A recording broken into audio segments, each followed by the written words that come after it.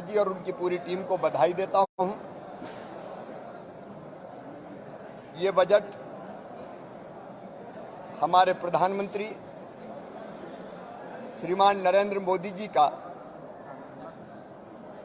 आत्मनिर्भर भारत के निर्माण के लिए आत्मनिर्भर मध्य प्रदेश के निर्माण का बजट है। प्रधानमंत्री जी ने कहा, भारतीय जनता पार्टी ने कहा, गरीब कल्याण हमारा संकल्प। ये गरीब के कल्याण का बजट है। ये मां, बहन और बेटी के उत्थान का बजट है। ये किसानों की आय बढ़ाने का बजट है। सर्व समावेशी और सर्वस्पर्शी बजट, सही मायने में जनता का बजट, क्योंकि जनता से भी सुझाव लिए गए। लगभग 14,000 सुझाव, हमारे 4,000 से अधिक सुझाव हमारे पास आए थे। ये अमृत काल में विकास और समृद्धि के अमृत की वर्षा का बजट है। माननीय प्रधानमंत्री जी ने जनता की जिंदगी बदलने का संकल्प लिया है। जो संकल्प को पूरा करने का बजट है। नई आशा और विश्वास जगाने वाला बजट। मित्रों, ये बहुत संतुलित बजट है, क्योंकि एक तरफ आप देखेंगे इंफ्रा के लिए कैपिटल एक्सपेंडिचर, पूंजीगत व्यय, उसका प्रावधान इस बार 56,256 करोड़ रुपया किया गया है। पिछली बार से 15% ज्यादा। तो एक तरफ अधोसंरचना विकास का भी बजट है, तो दूसरी तरफ जनता के कल्याण के लिए। मित्रों, मां, बहन, बेटी मतलब महिला, आधी आबादी, उनका कल्याण हमारी प्राथमिकता रही है। और 1,02,976 करोड़ रुपए का प्रावधान इसके लिए किया गया है। मैं समझता हूं कि अब तक का ये सबसे ऐतिहासिक कदम और मन किया गया है। लाडली लक्ष्मी योजना के लिए प्रावधान किया गया है। कन्या विवाह के लिए प्रावधान किया गया है। प्रसूति सहायता के लिए प्रावधान किया गया है। गांव की बेटी जैसी योजनाओं के लिए प्रावधान किया गया है। महिला स्वास्थ्य सहायता समूहों को बैंक से ऋण मिल जाए, क्रेडिट लिंक मिले, उसका ब्याज भरने के लिए प्रावधान किया गया है। तो कुल मिला के 1,02,976 करोड़ रुपया महिला कल्याण पर खर्च किए जाएंगे। यह अभूतपूर्व है। मैं एक और बधाई देना चाहता हूं इस बात के लिए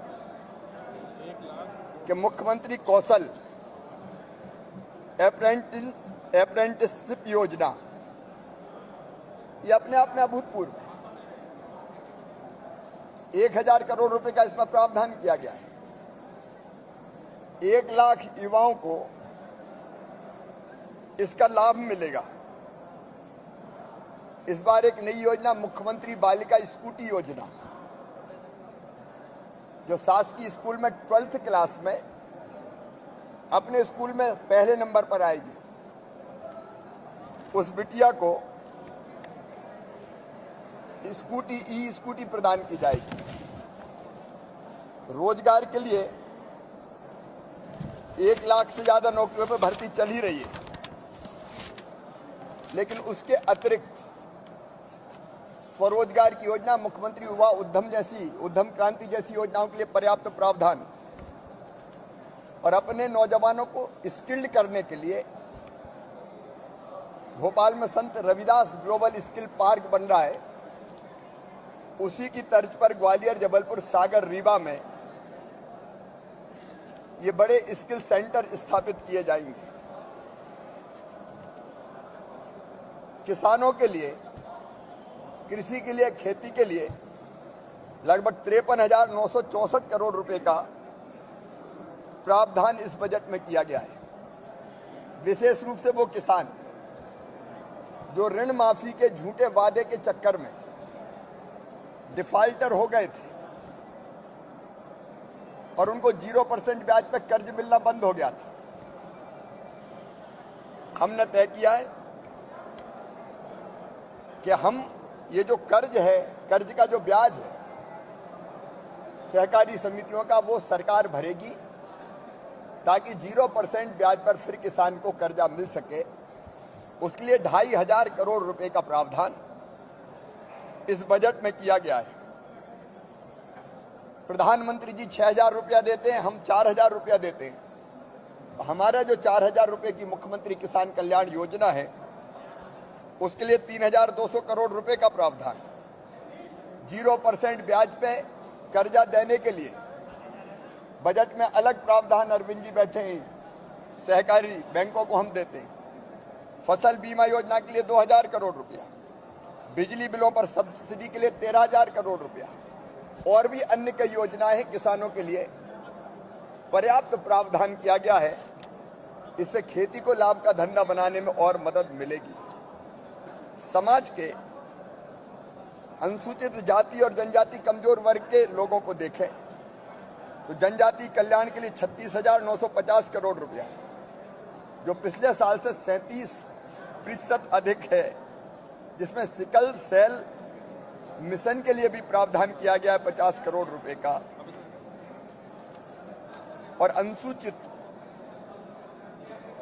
जनजाति के लिए भी 26,087 करोड़ रुपए का प्रावधान किया गया है। पिछड़ा वर्ग के लिए, घुमंतु विमुक्त अर्धघुमंतु समुदाय के लिए बजट में विशेष रूप से प्रावधान किया गया है।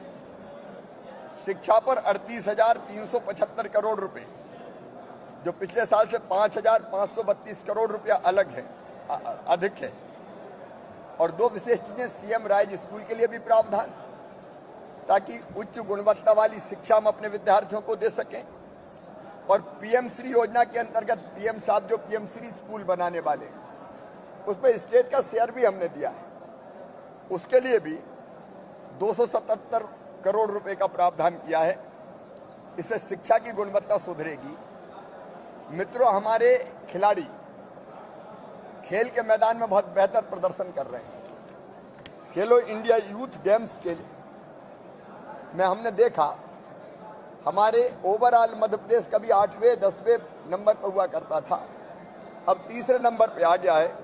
इसलिए खेल का बजट 3 गुना ज्यादा इस बार बढ़ाया गया है। 738 करोड़ रुपए का प्रावधान। हेल्थ के लिए अगर आप देखेंगे, स्वास्थ्य के क्षेत्र में और बेहतर सुविधाओं के लिए तो 16,055 करोड़ रुपए का प्रावधान, उनमें से आयुष्मान भारत के लिए 953 करोड़ रुपया और नए मेडिकल कॉलेजों के भवन के निर्माण के लिए भी पर्याप्त राशि दी गई है।